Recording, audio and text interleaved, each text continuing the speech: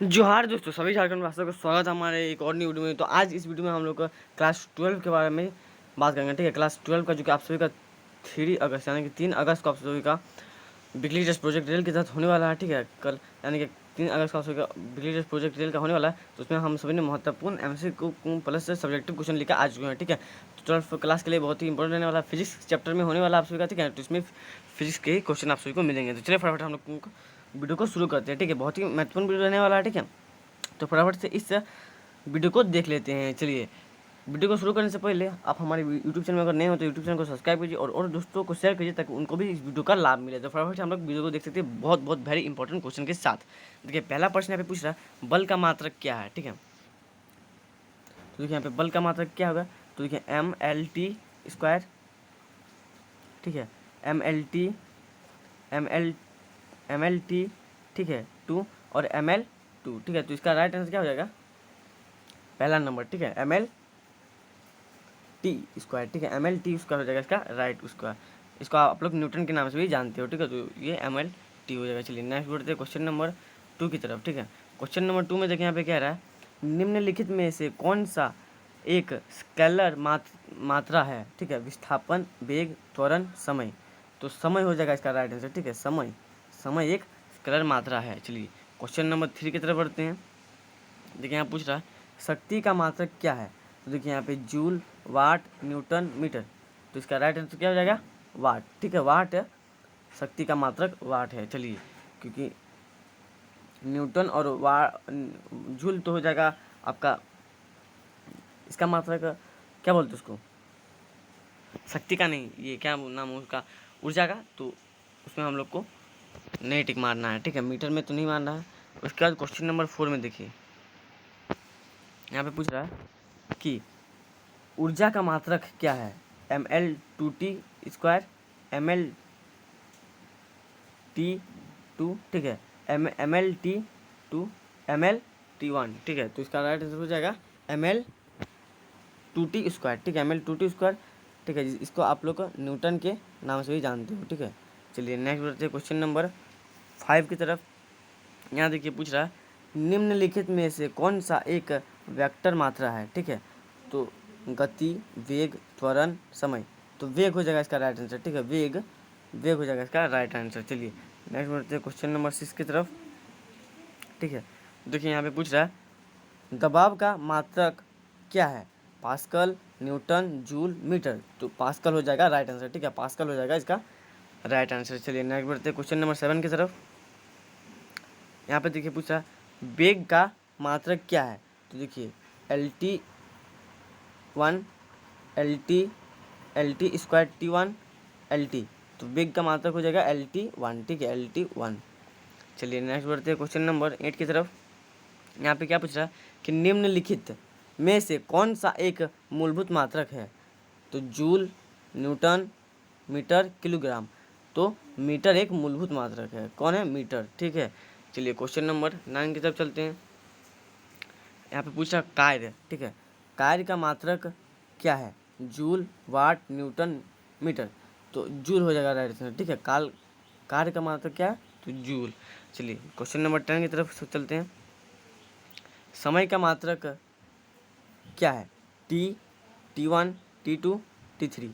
ठीक है, तो इसका राइट आंसर हो गया टी को हम लोग समय से निरूपित करते हैं यानी कि टाइम। ठीक है, चलिए अब हम लोग बढ़ते हैं क्वेश्चन नंबर 11 की तरफ। ठीक है, क्वेश्चन नंबर 11 में देखिए हम लोग का जो कि है यहाँ पे पूछ रहा है सब्जेक्टिव प्रश्न है। तो यहाँ पे देखिए क्या पूछ रहा है दूरी और विस्थापन में क्या अंतर है। ठीक है, तो देखिए यहाँ पे दूरी वस्तु द्वारा तय की गई वास्तविक दूरी है। ठीक है, उसके बाद जबकि विस्थापन वस्तु की आरंभिक और अंतिम स्थिति के बीच की दूरी है। ठीक है, तो ये हो जाएगा इन दोनों के बीच मुख्य अंतर। चलिए नेक्स्ट बढ़ते हैं क्वेश्चन नंबर 12 की तरफ। यहाँ पे देखिए पूछ रहा है बल का मात्रक क्या है। तो बल का मात्रक न्यूटन है। ठीक है, बल का मात्रक न्यूटन है। वेरी इंपॉर्टेंट ये क्वेश्चन होने वाला है। बल का मात्रक यहाँ पे न्यूटन है। अब हम लोग चलते हैं नेक्स्ट।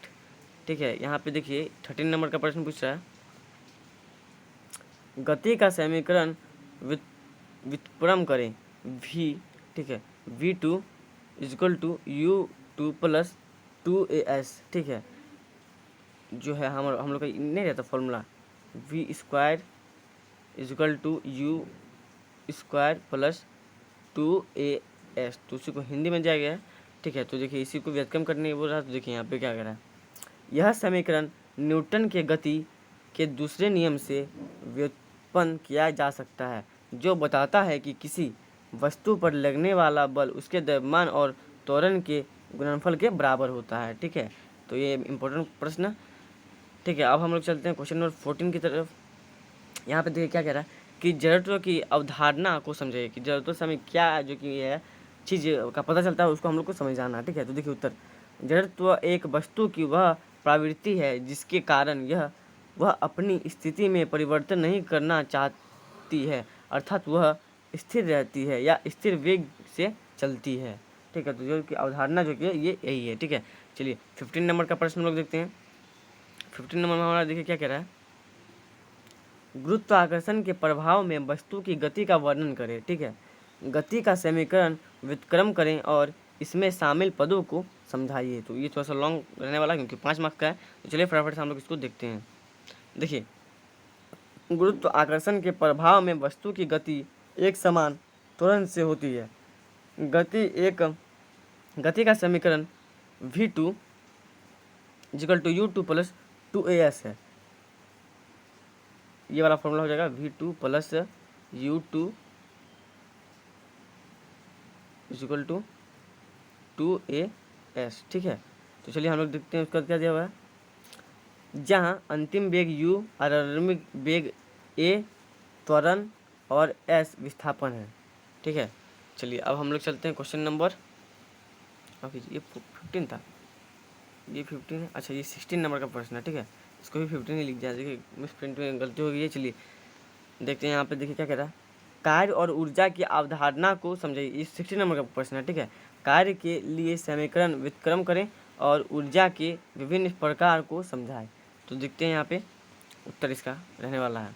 देखिए, कार्य वह बल है जो किसी वस्तु पर लगाया जाता और उसे विस्थापित करता है। ठीक है, ये कार्य हो जाएगा। उसके बाद कार्य का समीकरण WU = FS है। ठीक है, ये वाला फॉर्मूला हो जाएगा,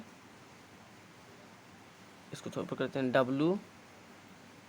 ठीक है, W = FS। ठीक है, चलिए इस फॉर्मूला को हम लोग यहाँ पे देखते हैं, जहाँ W कार्य, F है मतलब फोर्स है, बल